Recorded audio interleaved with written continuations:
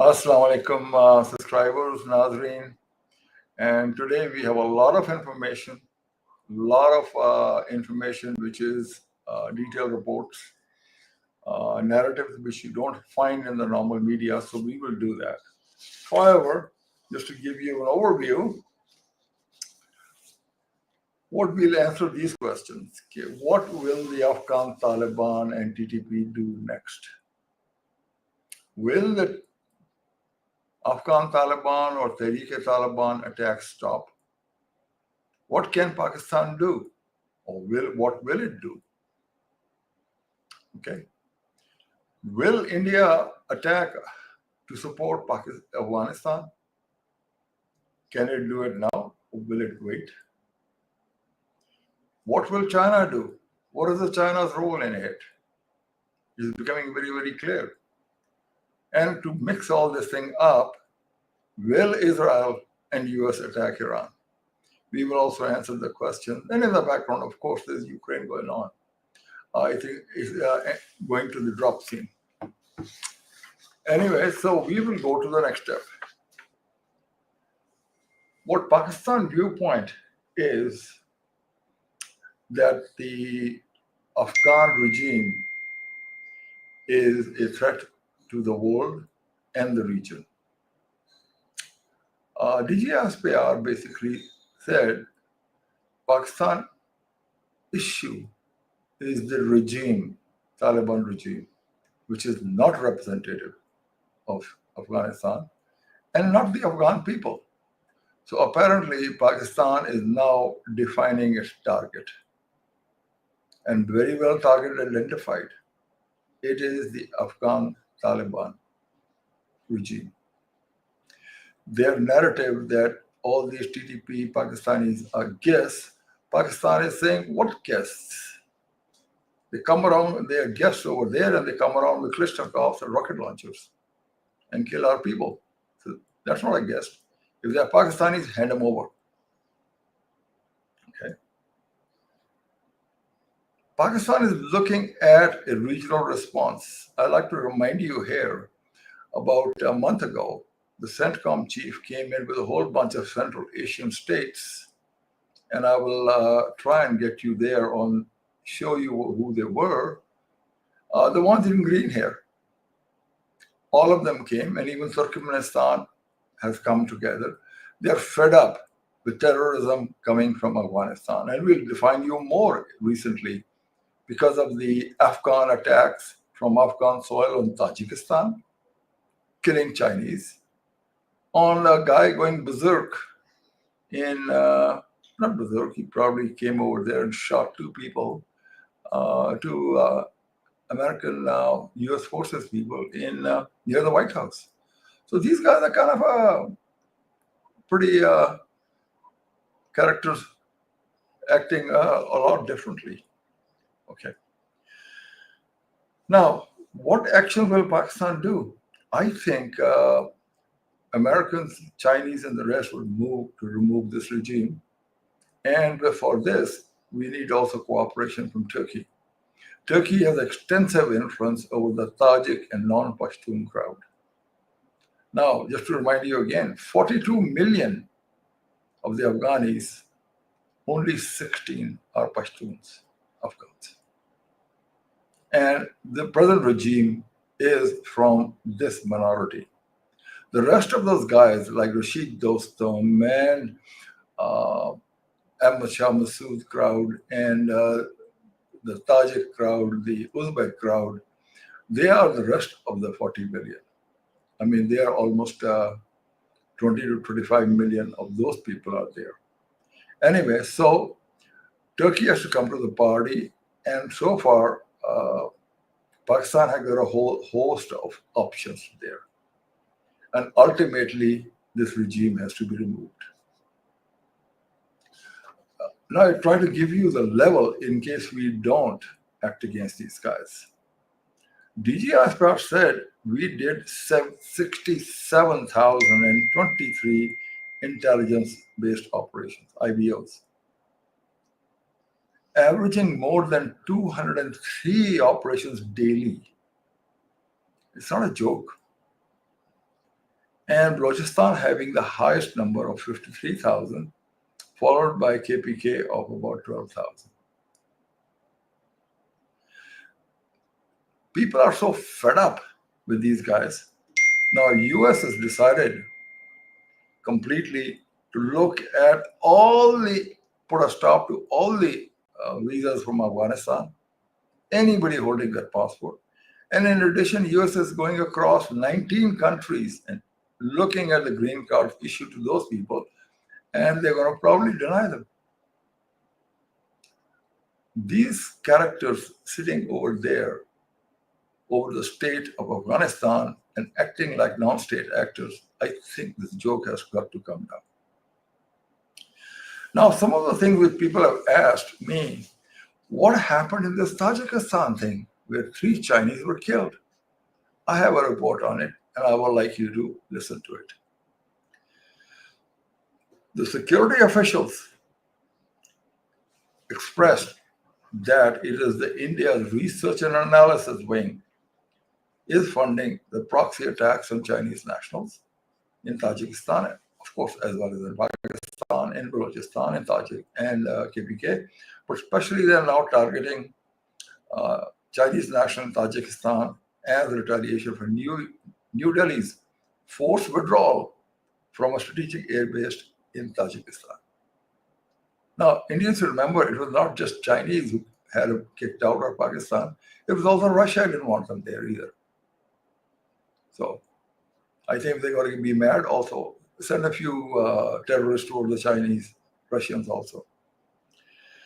Intelligence channels between Beijing and Islamabad indicate that the recent movement of Taliban and East Turkmen Islamist movement, which is ETIM, from Afghanistan Kunar province into Tajikistan border areas has created a new corridor for anti-Chinese operations. But here I would like to show you what exactly is the Kunar province. Okay, and I'll come out of there.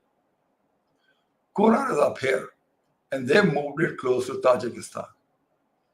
So I'll go back to the original map, and we'll continue from there. Okay. So what you have here,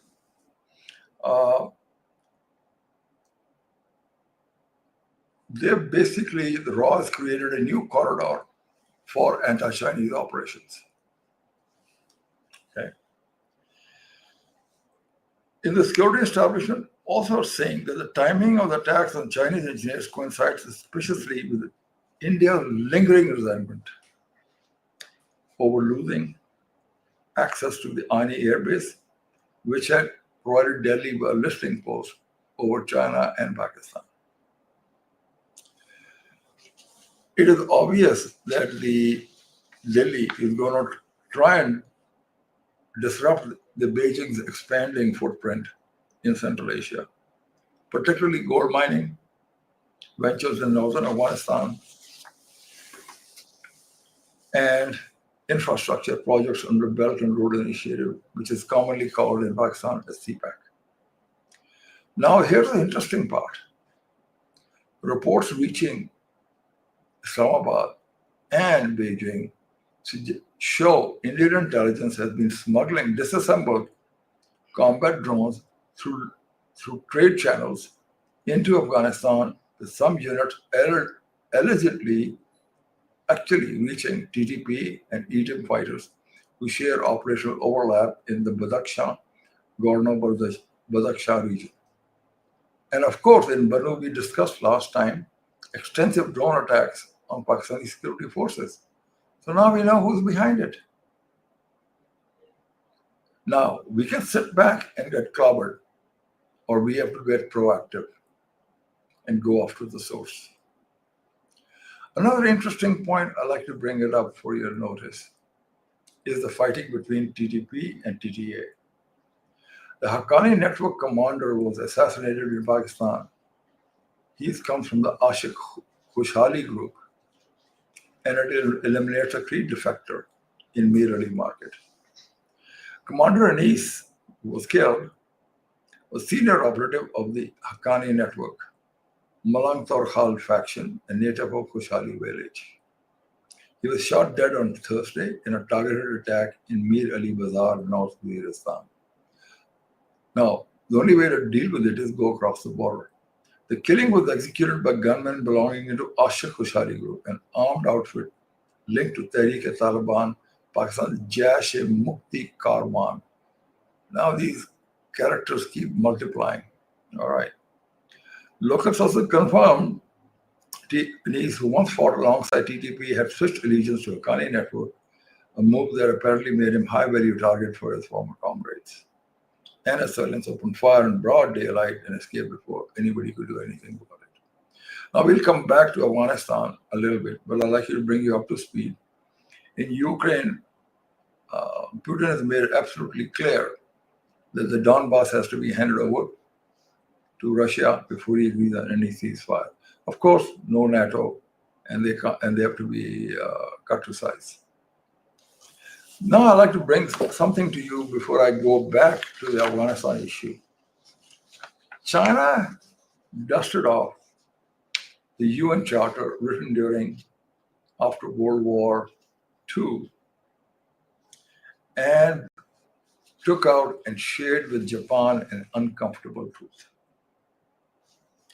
And fundamentally what the Charter does, this is a UN Charter.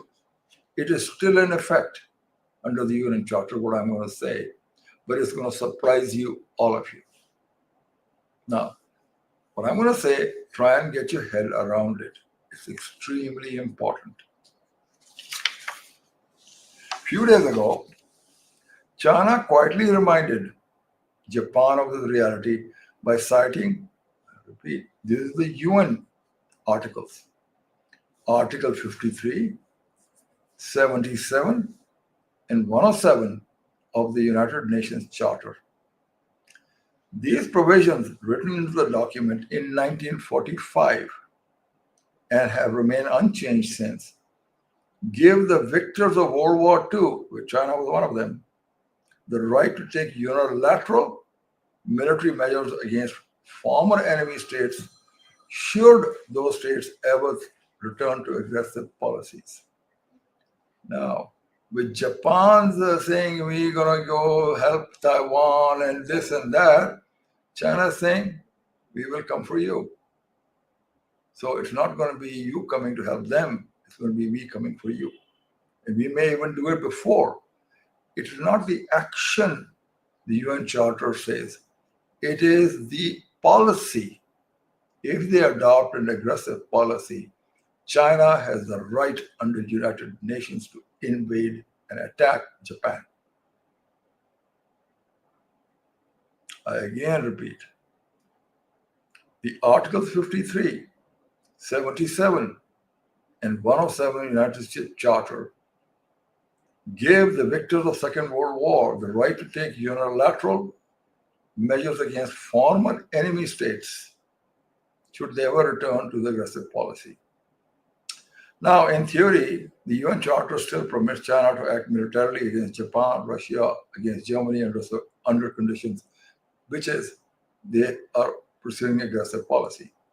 That may sound archaic, but even settling to modern years, but in truth, it only underscores something international politics has never really abandoned. Force, not procedure, decides outcome. Stability is achieved when balance of power is accepted by all major players. When it isn't, revolution happens and institutions collapse. China basically supports the UN Charter, and under that charter, they can trash Japan for its policy. It doesn't have to be an actual attack. Now, we are not there, or China, reminder, achieves is something else entirely. It cuts through the illusion that modern international law has displaced underlying balance of power. It hasn't, it never did. In its own way, Beijing has said what others prefer not to admit, that the world remains anchored in the outcome of the Second World War and in the capabilities the victors amassed afterwards. So it gives a lot of leeway for the victors of World War II. interesting. Now, the next question I will answer after giving a background is, what will China do? I think in terms of Taiwan, pretty apparent. In terms of Japan, it's getting very apparent. And in this case, China has a strategic analyst. His name is Victor Gao, a plain talking, blunt,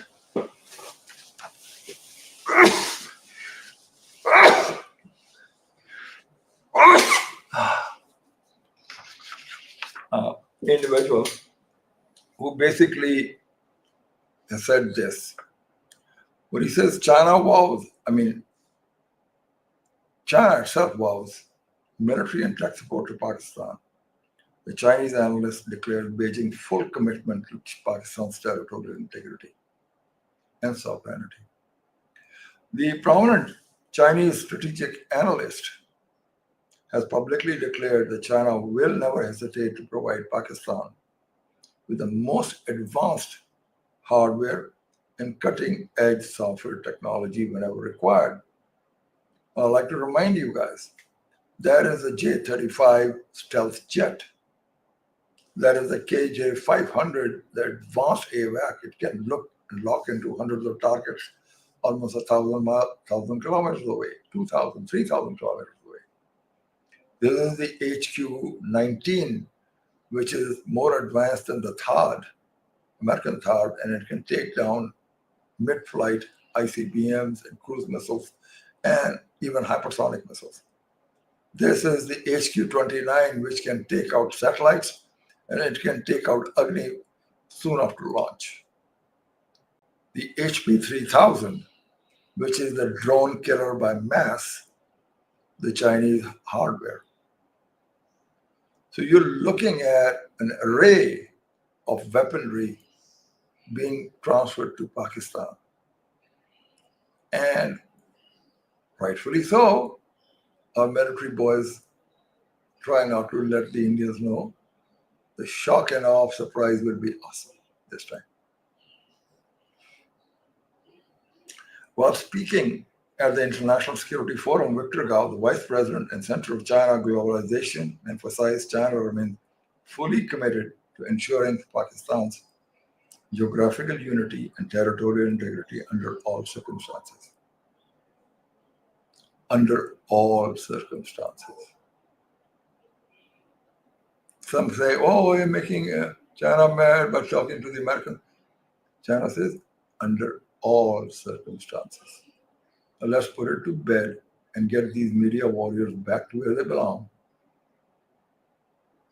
And all these apologists for Afghanistan and the rest and India. Another one, he gets even further. China will spare no effort in safeguarding Pakistan's sovereignty, and Gao added, adding that transfer of state-of-the-art defense systems, sophisticated software forms an integral part of the ironclad bilateral relationship. So I think it's pretty clear what China wants. Now we get back to answering the questions. What will the Afghan Taliban next phase be? They've already stated that they're going to attack all the business institutions, including the security headquarters and the rest, and wherever they are, whether they be military, police, or otherwise. They're going to attack the civilian side. What does that mean? Fauji fertilizer, DHA, Fauji foods, all those civilians ones, they're going to attack those. So before they come across that, I think Pakistan would like to take it down to them. Second question we had, will the TTA and TTP attack stop? No. These guys they're killing Chinese, they're killing Americans. I mean, do these guys even have a comprehension, these characters, what they're doing in Pakistan? Oh, we don't agree with the Durand line. Maybe it's about time we say we don't agree with the Durand line, and your Okat, your pay grade is no more than a district. I mean, enough of this nonsense which is going on. Will the Taliban and TTP next phase? Yes, they will. They will try and expand it all the way. They already attacked Islamabad. They already attacked FC headquarters. Now they'll start attacking the other soft targets all over Punjab, trying to undermine the confidence in the armed forces. Now, and here I'll ask a question for everybody. Whenever we start laying everything on the security forces or army, let me ask you this. The guy who ordered a suicide attack, Nur Wali Muhammad, and his local guy, and the guy who actually handles these guys and brings them over, and the suicide bomber, when he kills people here, in the next world, will God say, no, actually, you're all innocent. The real fault lies with that guy who's giving his life for Pakistan? I don't think so. Let everybody stand on their own feet and accept the responsibility. And the responsibility of carrying out these attacks lies with these characters called TTA and TTP. And the apologists can go anywhere they want. And I think if you are patient, I'll tell them, you will hear it from the God Almighty in the next world. What can Pakistan do? Now, one of the normal things is we go across, do a cross-border attack, and then we'll come back, respecting the border. I think that is only going to postpone. Americans went across many times and carried out the attacks across the border, came back, and because the Chinese and the Russians cried hue and cry, the parallel, you can't cross it. So being nice was they came back. I don't think by attacking and coming back will solve the issue. The DG ISPR really laid out the target. It is the regime. It is non-representative. They do not represent the Afghan people.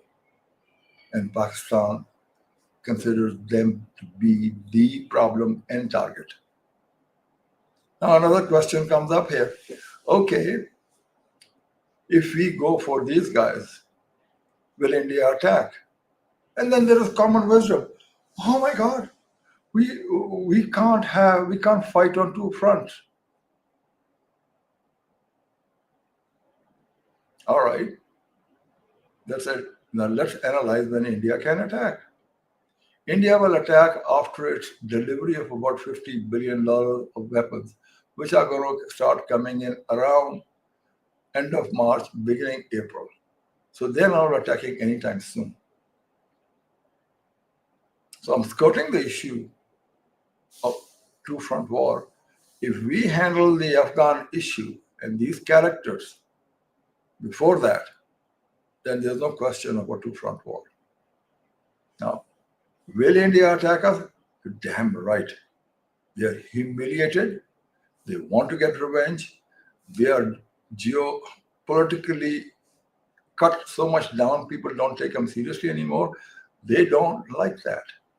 So far, the military and the government knows this truth. And some intellectuals like Praveen Sani, who's an analyst, Indian analyst, not our side. But the next round, I think, will be very brutal. We will have a lot of casualties, and so will the Indians. But in that case, the Indian people will realize they are irrelevant geopolitically. And that is coming very soon also. So it will only happen, and I always go with Rosas and Eid al-Fitr. So sometime after that. What will China do? China has 40% of the manufacturing capacity of the world. USA has 16%. And see with that 16% what Israel is doing, I think we can do a lot more than that smaller nation of Israel, 9 million, who's backed by 16% American manufacturing capacity and technology, I think we can do a lot better with 20 million Pakistanis, with 40% of the global manufacturing capacity behind us, and a technology which is way advanced of the Americans. American BBR is 120 kilometers. Chinese BBR is 300 kilometers. And they're ready to give us the PL-17, which is 400 kilometers. Then they want to give us the PL-XX, which is 800 kilometers. They're hypersonics missiles. We already have tested one. And you and I can both guess how. So with that, I think we become a power which cannot be resisted. We will and we should become the preeminent power in this region. And the China will support us with its manufacturing capacity.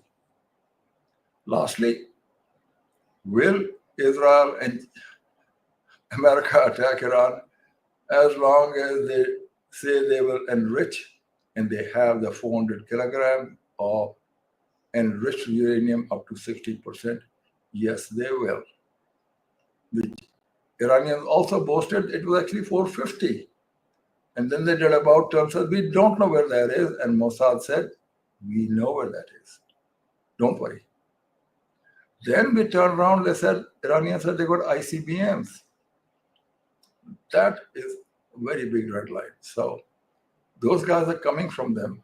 And I think America will be shutting down Ukraine and start supplying arms to get Israel up to snuff. And then they're going to be coming. And that should be in the next few weeks, okay, or a month or so. So there is a window when we will be taking action, Americans will be taking action in the region. And at that stage, nobody is going to oppose us taking action against Afghanistan except India. So be ready for Indian threats and everything else, but we should be able to withstand it. We should pursue our own goals. And with that, I will end this broadcast and I say very clearly, please subscribe. And there's a bell icon with the buy. And if you like what I've said, share it, please. Thank you. Good night and Khuda Hafiz. And bye.